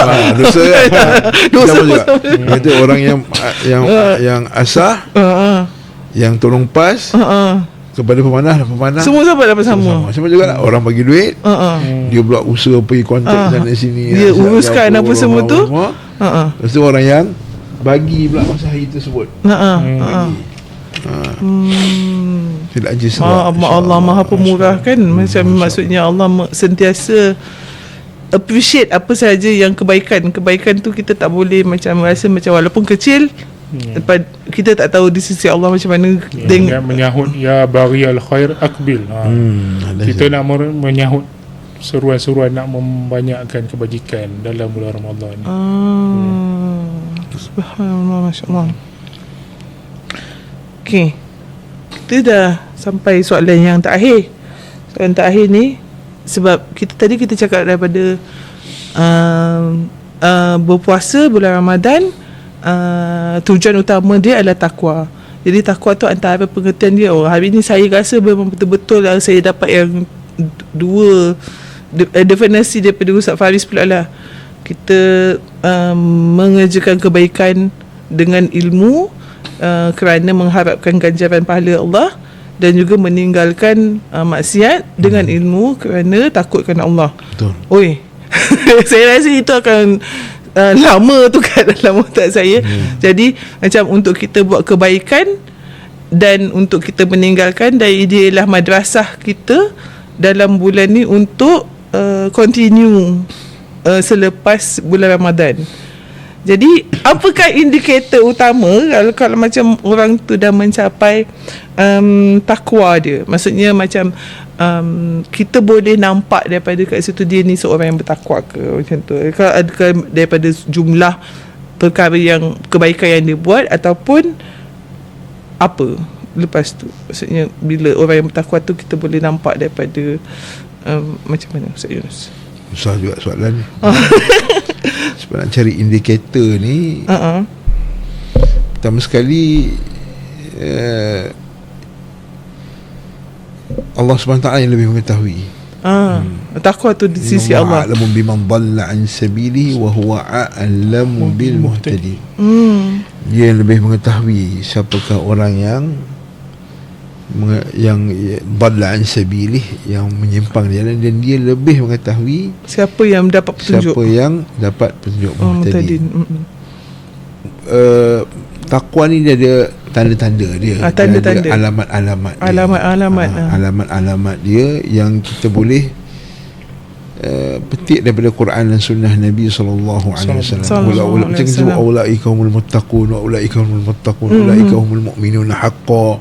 Kan Al-Quran sebut kan, mereka itulah orang betul-betul, ulaika alladzina yarjuna rahmatullah. Kan, alladzina hajaru wa jahadu fi sabilillah, yang berjihad, wa hajaru fi sabilillah, wa qatalu wa qutilu.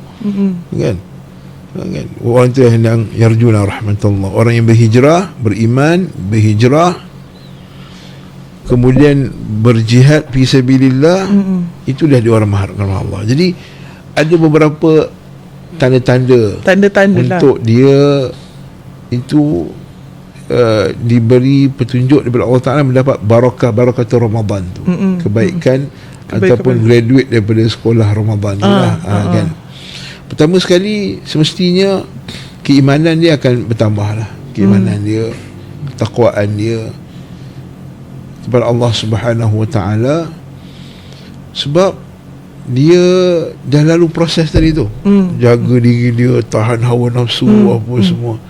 Jadi sepatutnya dia lebih bertambah keimanan, dia dah tambah. Sebab apa? Sebab dengan amalan soleh tadi iman bertambah. Al-iman yazidu bi ta'ah wa yanqus bil ma'siyah. Kata para ulama, iman itu bertambah dengan ketaatan dan berkurang dengan kemaksiatan. Jadi bila dia banyakkan amal soleh, dia akan rasa iman itu bertambah. Dan rasa iman itu bertambah, dia akan dapat rasa macam kita umrah lah, kita rasa tak? Kalau balik tu rasa macam nak buat semua benda. Kan, kita bila pergi umrah kan rasa nak kejar soft pertama. Sebelum azan lagi dah sampai surau. Masa ilmu tu kalau boleh nak pergi semua. Nak pergi semua kuliah. Jadi kita akan dapat rasa keimanan. Dan bila iman tu tengah jatuh, kita rasa iman tu jatuh. Memang manusia takkan sama dalam semua keadaan. Kan, seperti mana hadis Hanzalah tu. Nafaqah Hanzalah. Hanzalah dah jadi munafik. Abu Bakar kata, kenapa wahai Hanzalah? Aku dudukkan dalam majlis Rasulullah, nangis-nangis aku ingat akhirat. Bila balik rumah dah happy dah. Abu Bakar tu kalau macam tu aku berada juga. Apa tahu Abu Bakar kata kan. Lalu kita jumpa Nabi SAW kata, kalau lah sama je semua level tinggi, saya malaikat turun dan akan shake hand dengan kau. Kata shake hand, hebat kau ni, power. Malaikat akan shake hand dengan kau. Jadi poin dia ialah memang tak sama, tetapi kita kata bila dia lepas Ramadan tu, dia akan rasa untuk nak beramal, rasa dosa. Sebab tu dah siapa ni, Imam Ahmad, Ustaz sebut tadi, yang keenam syarat amal soleh tu dikenal apa? Musyahadatul taqsir. Dia kena lihat bahawa dia akan sentiasa kurang. Allah Ta'ala sebut dalam Quran, walladzina yu'tuna ma ataw wa qulubuhum wajilah. Dan orang yang melakukan apa yang telah lakukan dan hati mereka merasa takut. Kata Aisyah radhiyallahu anha, ini untuk orang yang mencuri, yang menzinakan, ya Rasulullah. Dia kata memang mereka tu layak untuk rasa takut, tapi yang ni khusus untuk orang yang solat, dia puasa, dia sedekah, kemudian dia takut pada Allah Ta'ala agar Allah Ta'ala tidak menerimanya. Tu Nabi Ibrahim selalu doa, Rabbana taqabbal minna. Sebab itulah kita kat hujung tu, Imam Ahmad rahimahullah, di hujung Ramadan dia menangis. Bukan sebab teringat mak dia nak raya, tak, bukan. Mak, kau tahun ni tak raya kat rumah mak. Kan. Kita kalau nangis tu tak boleh kampung apa semua kan. Kan. Kan. Orang Melayu takbir raya menangis kan. Allahu Akbar, nangis sebab apa? Sebab ingat mak dengan ayah dia tak ada raya. Ya Ahmad dia menangis. Sebab apa? Sebab dia takut Allah Ta'ala tak terima daripada amalannya. Sebab Allah Ta'ala sebut innama yataqabbalullahu minal muttaqin. Kan jadi takwa tadi kan. Innama yataqabbalullahu minal muttaqin. Innama kita semua tahu uslubul hasr. Hanya. Sebenarnya Allah Ta'ala hanya akan terima daripada orang yang bertakwa. Lalu Imam Ahmad dia tanya diri dia, aku dah takwa ke belum? Lepas tu dia nangis. Lalu dia takut Allah Ta'ala tak terima amalan dia sepanjang bulan Ramadan ni. Dia penat-penat daripada awal sampai habis. Jadi itu yang kita nak. The feeling rasa macam tu yang kita nak daripada bulan Ramadan. Rasa diri takut kepada Allah Ta'ala dari itu tak sempurna kita punya amalan, lalu menyebabkan lepas Ramadan dia lagi dah nak, aku nak cover balik ni aku punya Ramadan aku yang kurang-kurang tu. Sebab Nabi kata man hurima min khairiha faqad hurim. Siapa yang terhalang daripada kebaikannya, la tuqaddar apa semua, terhalang daripada kebaikan. Sebab ulama kata terhalang setahun untuk kebaikan. Jadi macam mana dia punya eagerness dia punya ketakutan dia tu menyebabkan lepas Ramadan dia lagi. Lepas tu kita bacakan ulama salah apa? Ulama salah ni bersedia untuk Ramadan 6 bulan. Dan lepas Ramadan pula dia kompak balik, dia doa selama 6 bulan. Sudah setahun lah tu. Maksudnya Masya Allah. Jadi itu yang kita nak. Tapi kalau dah malam raya lagi dah habis dah, raya Ustaz dah habis baju-baju dah, makan dah macam-macam dah. Tak boleh nak tahan nafsu dah. Maghrib dah tak sampai jemaah. Malam tu dah solat jemaah. Solat solat subuh jemaah pun hilang. Masjid dah hilang apa semua dengan muzik apa semua, kemudian maksiat apa semua. Sekarang lagi susah Ustaz. Muzik. Aduh. Kan macam tu. Tapi ialah kita nak menahan diri lah. Itulah kita punya. Itulah Allah Ta'ala kata kat ujung ayat tu, Allah Ta'ala kata apa tu litukabbirullaha ala ma hadakum. Litukabbirullaha, hari raya itu untuk litukabbirullaha, untuk kamu besarkan Allah ala ma hadakum, apa yang Allah telah bagi petunjuk kepada kamu sepanjang Ramadan ni, kamu besarkan Allah Ta'ala. Dan saya tutup dengan satu ayat Allah Ta'ala sebut dalam Quran, wala, ini Syekh Shalih Fauzan selalu sebut ayat ni, wala takunu kallati naqadat ghazlaha min ba'di quwwatin ankatha. Janganlah kamu jadi seperti perempuan yang menguraikan benang-benang yang dipintalkannya. Aduh, apa maksud dia tu? Dah buat macam-macam. Zaman jahiliah dahulu ada seorang perempuan ni gila. Perempuan ni tak siuman. Perempuan ni dia akan ambil kapas, dia akan pintal jadi benang. Lepas dah pintal-pintal tu dia akan keluarkan balik. Dia uraikan balik. Dia rosakkan balik benang tu. Kemudian dia pintal balik, dia buat balik. Zaman jahiliah tu Allah Ta'ala dia bagi peringatan kat kita. Dia kata janganlah kamu jadi macam perempuan tu. Apa kaitan dengan kita pula? Kita bukan gila. Iaitu dia dah buat amal sungguh-sungguh. Bulan puasa bukan main. Kemudian pada malam tu naqadat, dia rosakkan semua. Ghazlaha min ba'di quwwatin ankatha. Na'udzubillah min zalik.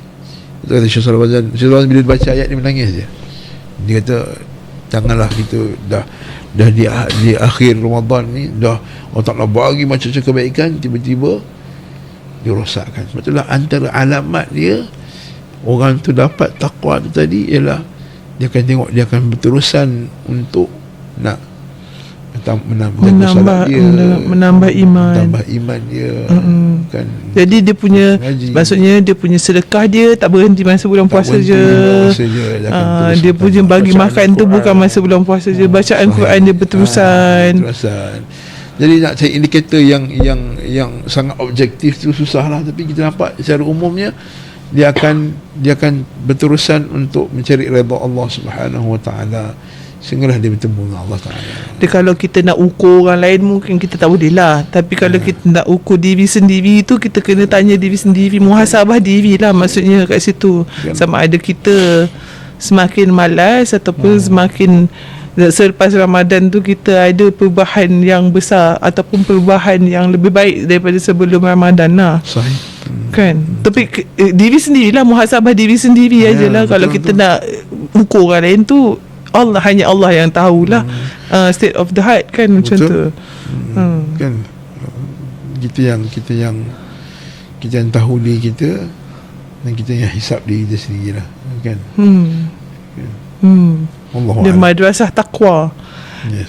Ramadan membuatkan kita lebih bertakwa, dan daripada takwa itulah muncullah segala kebaikan-kebaikan. Kita mengharapkan ganjaran daripada Allah, dan kita akan melakukan kebaikan-kebaikan yang Allah suruh lah. Antaranya bersedekah, antaranya bagi orang makan, menjaga akhlak sesama, Bersabar, redha, kan. Kalau puasa kan kita redha. Panas pun kita puasa, sejuk pun kita puasa. Kita pernah puasa musim hujan, kita pernah puasa musim panas. Kita pernah puasa musim pendek, orang yang duduk dengan Eropah kan. Kita pernah puasa musim yang panjang. Kita puasa masa kita sedang ekonomi bagus, kita puasa masa ekonomi kita tak bagus. Jadi ini memang redha. Sebab itulah innama yuwaffas sabiruna ajrahum bighairi hisab. Sebenarnya Allah Ta'ala menyempurnakan ganjaran orang yang sabar tanpa hisab. Sehingga ulama tafsir kata sabar tu ialah orang puasa tanpa hisab. Macam itulah kita. Subhanallah. Masya Allah. Dalam masa berapa jam? 1 jam setengah. 1 jam setengah kot kita. Ke dekat 2 jam juga. 1 jam setengah lah macam tu. Macam-macam saya dapat. Alhamdulillah. Jazakumullah khair Ustaz. Dan saya sendirilah, setelah dapat ilmu daripada 2 orang ustaz kita, banyak ilmu yang kita dapat. Dan sebenarnya bila kita beramal dengan ilmu tu, lain dia punya feel dia lah sebenarnya. Feel dia, sebab tadi Ustaz Hafiz kata perkataan salaf tu mengharapkan berbuat baik dengan ilmu dan petunjuk Allah, dengan mengharapkan ganjaran Allah. Kalau kita tak ada ilmu, kita hanya mengikut-ngikut orang lain lah. Mungkin akan jadi macam tak samalah macam orang lain, tapi itulah yang kita kena menahan diri tu. Menahan diri daripada kebiasaan kita tu. Sebab kalau dengan ilmu, macam itulah kita boleh menahan diri. Kalau tak ada ilmu, rasanya kita pun akan terikut-ikut jugalah semua. Masyarakat buat apa, kita pun sama juga kan. Sebab adat kita tu masih lagi macam banyak lagi lah yang kita perlukan penyebaran ilmu tu. Dalam hadis Nabi, dia kata ad-dunya mal'unah. Dunia itu semua dilaknat.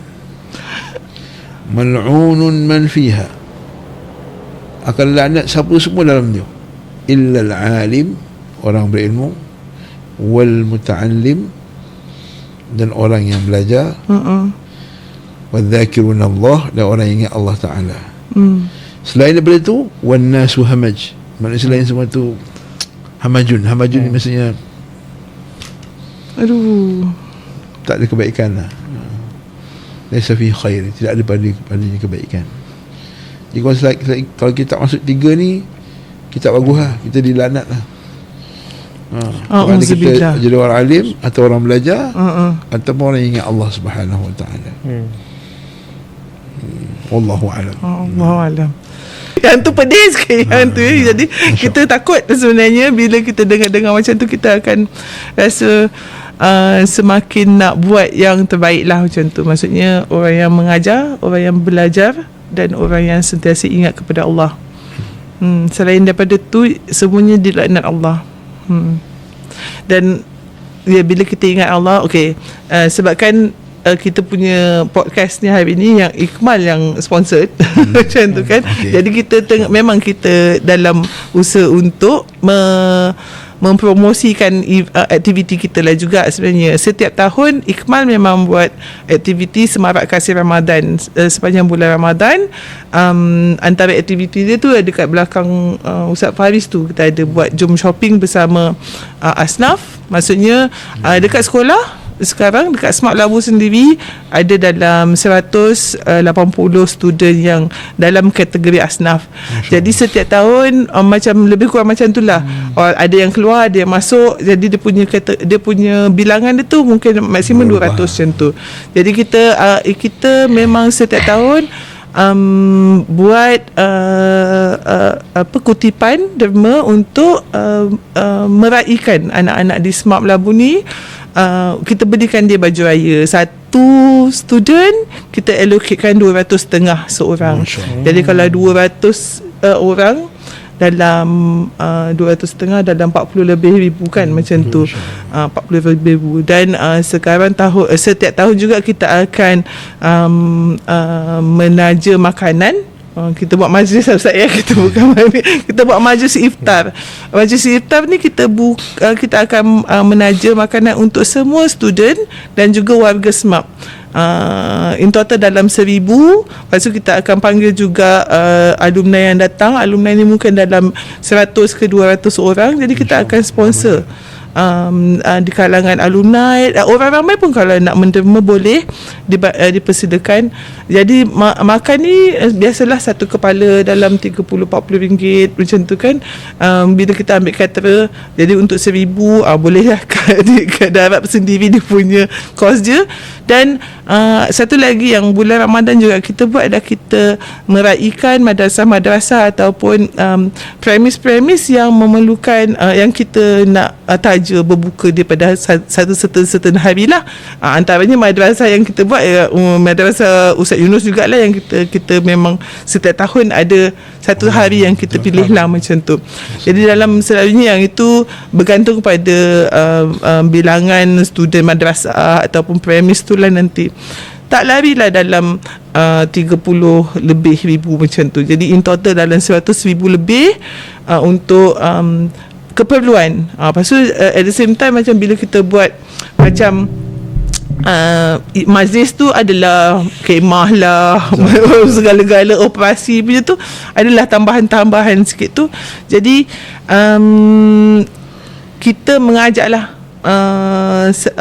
alumni kita sendiri dan juga orang ramai kalau berminat untuk bersama menjayakan program kita. Bolehlah derma. Kita akan letaklah nanti kita punya details bank dia dekat dalam podcast ni macam tu. Setiap tahun kita macam tu. Semoga dengan infak yang kita bagi, sedekah yang kita bagi tu diterima Allah. Dan yalah, kita tadi kita cerita pasal madrasah taqwa dan kita ada rasa untuk bersedekah dan kita mengharapkan sedekah kita diterima Allah. Itulah yang saya harapkan. Amin, macam tu. Daripada pihak Ikmal saya berterima kasih banyak. Terima kasih pada Ustaz Yunus dan Ustaz Faris sebab sudi menerima jemputan kami. Barakallahu fiik. Untuk podcast kali inilah. Saya tak tahulah, saya macam nak buat benda ni berkala, tapi kita tengoklah macam mana ya. Sebab banyak lagi tokoh-tokoh lain. Tak, sebab ada banyak lagi topik juga. Banyak juga lagi topik yang boleh dibincangkan kan, macam tu. Tapi tak apa. Buat masa ni bulan Ramadan, insya-Allah kita buatlah macam ni. Terima kasih banyak. Terima kasih banyak. Semoga ilmu yang disampaikan hari ini bermanfaat kepada semua. Kami pun ucapkan terima kasih banyak kepada pihak Ikmal dan juga Puan Yusrida sendiri yang jemput kami. Apa yang kami sampaikan ni hanyalah secebis sahaja apa yang kami mampu kan. Jadi terima kasih banyak dan kita pun mengajaklah geng-geng Ikmal semua Smart Labu ni untuk kita infak lah kan, sama-sama. Dia bukan isu ni infak saja, isu ni ialah dia jadi satu amalan berterusan kan. Betul. Nanti jadi satu budaya nanti dalam Ikmal ni. Jadi mungkin Ikmal akan jadi satu NGO terbesar bagi makan ke apa ni. InsyaAllah kita doakan Allah yang memberikan keberkatan tu kan. Kalau ada keberkatan dia akan bertambah-tambah macam tu. Amin ya Rabb. Barakallahu fiik. Ustaz Faris ada kata-kata akhir? Tak ada apalah, semuanya telah sebut tadi oleh Ustaz. Cuma kita berharap usaha ini insya-Allah dapat diberkati oleh Allah Subhanahu Wa Taala. Amin, amin, Dan dapat amin. berterusan untuk bukan setakat Ramadan kali ini, tapi juga tahun-tahun yang berikutnya. Malah mungkin sekiranya fungsi dan kapasiti itu dapat dibesarkan lagi, diizinkan jadi lebih besar oleh Allah Subhanahu Wa Taala, maka mungkin lebih banyak yang boleh disumbangkan lah, insya-Allah. Betul, insya-Allah. Untuk penutup je, saya boleh minta Ustaz Yunus bacakan doa ke? Boleh. Bismillahirrahmanirrahim. Alhamdulillah wassalatu wassalamu ala Rasulillah wa ala alihi wa sahbihi wa man tabi'ahu wa wala. Allahumma 'allimna ma yanfa'una wanfa'na bima 'allamtana warzuqna ilman yanfa'una. Ya Allah, ya Tuhanku, berikanlah ilmu yang bermanfaat kepada kami, manfaatkanlah ilmu yang telah Engkau berikan kepada kami, dan rezekikanlah ilmu bermanfaat. Allahumma inna na'udzubika min ilmin la yanfa'. Ya Allah, kami minta lindung daripada ilmu yang tidak bermanfaat, wa min qalbin la yakhsha', daripada hati yang tidak khusyuk, wa min nafsin la tashba', daripada nafsu yang tidak pernah kenyang, wa min da'watin la yustajabu laha, dan daripada doa yang tidak mustajab, wa min ha'ula'il arba'. Allahumma barik lana fi ramadhanina. Ya Allah, berkatilah kami dalam Ramadan kami, dan taufikkanlah kami dengan amalan-amalan salih. Allahumma rzuqna ta'atika wa ta'ati rasulika sallallahu alaihi wasallam. Ya Allah, rezekikanlah kepada kami ketaatan kepadamu dan ketaatan kepada Rasulmu sallallahu alaihi wasallam. Allahumma inna nas'aluka ladzatan nadhari ila wajhik. Ya Allah, kami mohon kepadamu kelazatan melihat wajahmu, wa syauqa ila liqa'ik, dan kerinduan untuk bertemumu, di ghairi dharra'a mudhirratin wala fitnatin mudillah, tanpa terkena dengan mudarat yang berat dan tanpa ujian yang membebankan. Allahumma inna nas'aluka murafaqata nabiyyika Muhammadin sallallahu alaihi wasallam fi a'la jannatil khuld. Ya Allah, kami mohon kepadamu untuk bersama dengan nabimu di dalam syurga yang tertinggi. Allahumma arham mautana, Allahumma shfi mardana. Ya Allah, sembuhkanlah orang sakit di kalangan kami, warham mautana, dan rahmatilah orang yang telah meninggal di kalangan kami, wala taj'alna minna syaqiyan wala mahruma, dan janganlah kamu jadikan kami ni orang yang tercela dan terhalang daripada rahmat-Mu, ya Allah. Wa sallallahu ala Muhammad wa ala alihi wa sahbihi wasallam, walhamdulillahi rabbil alamin. Amin ya rabbal alamin. Dengan itu habislah CV podcast kita pada hari ini. Terima kasih. Barakallahu li wa lakum. Assalamualaikum warahmatullahi wabarakatuh. Waalaikumsalam warahmatullahi wabarakatuh.